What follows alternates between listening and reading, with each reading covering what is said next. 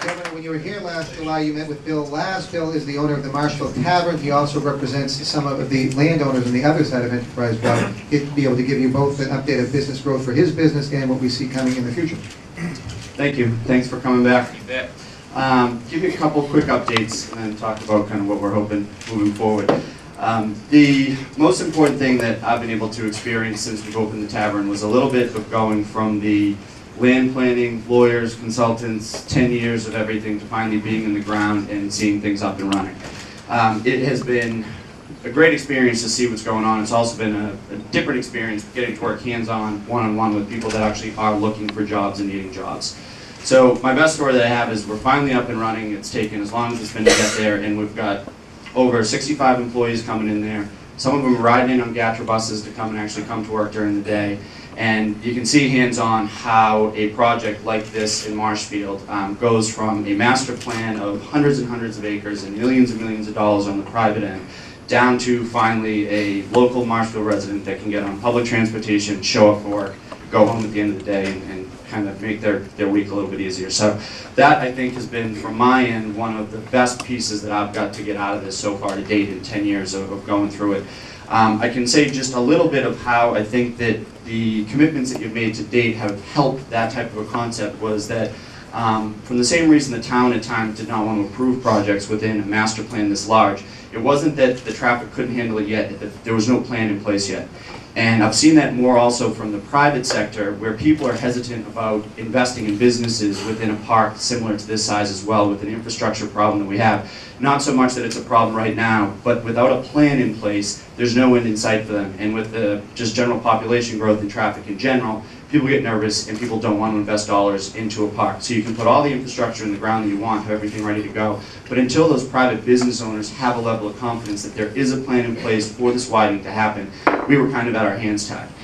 We were able to get through the current projects that were in place, and I think that they were involved in long periods with some of the private investments, the real anchors with the Welch family, the Roach family, the Baraki family, and ourselves with the new marketplace going in.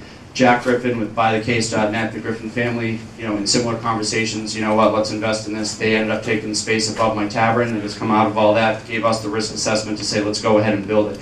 Without a commitment from him, that indirectly was through the confidence that this project's going to go forward, we might not even have that tavern up and ready to go yet because it would have been too much of a project going from that end. One of the second things that I've noticed just about opening from the marketplace is that there's more than just the immediate job growth relevant to the numbers that you look at in terms of the tavern itself. After we open up the doors and people are finally working, and it's a group of people that really needed some work, and we've been spending a lot of time with them, and we got about 65 employees. There was the secondary effects of the business multiplier that really blew my mind, and that was the local fishermen that we're really getting fish to, the musicians that we're bringing into play on Thursday, Friday, Saturday night, some of the local artists that were highlighting their work within the area. And it's a very local business, and it's a direct economic stimulus that I've found on levels that you can't really pick up in a boardroom or in a meeting or studying numbers and charts.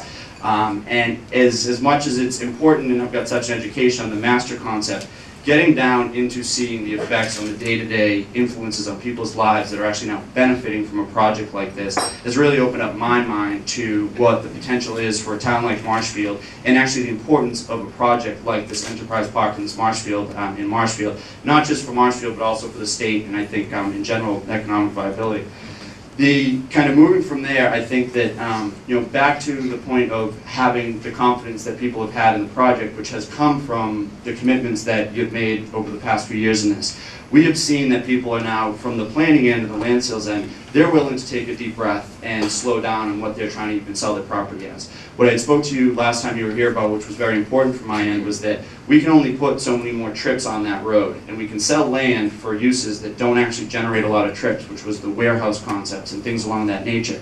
Well, that does not create jobs. So if we're backing in our land sales and our land strategies based on minimizing traffic because it's not fair to the town and it's not fair to the current improvements, we are now selling land that is in fact going to not create as many jobs as potential.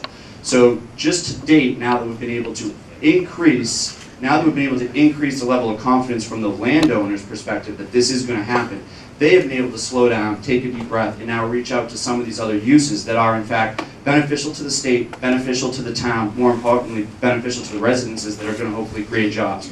So, with the infrastructure in place, we can now plan smart, build smart, sell our land smart, and really slow down and kind of get to that step with it. I think that is the confidence so far to date has been what has been very important for us to have been able to slow down and plan the right planning and get to that. Once the road's in, now the real opportunity begins, and that's when people can start moving forward. I think that the grants and the money that we've been able to put in from the state into the town, that is extra capital that would have been coming out of the private sector to finish a widening and the design and the planning of that. That's private capital that needs to be staying in the private sector right now.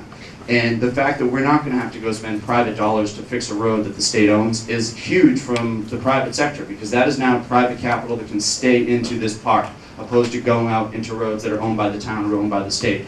So as we get forward past the level of confidence from that, and the road is actually in place, we can now start looking at what are the housing opportunities that we want to try and promote, and the things that Mr. Foreman spoke about earlier. What are the appropriate businesses that should be coming in? What are the appropriate community development services? Is there more Boys and Girls Club? Is it healthcare? Is there things along that end?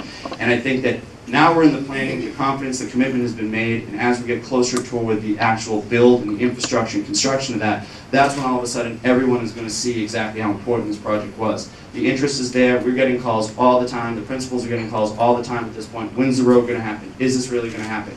And there's a lot in the works right now, and I think that we're all going to see the benefit financially and personally on what a widening 139 really will end up doing for this town and I think for the state. So again, thank you for all you've done to date, and hopefully we can move forward, and I'm really looking forward to getting the rest of this done and kind of staying the course. So great. Thank you.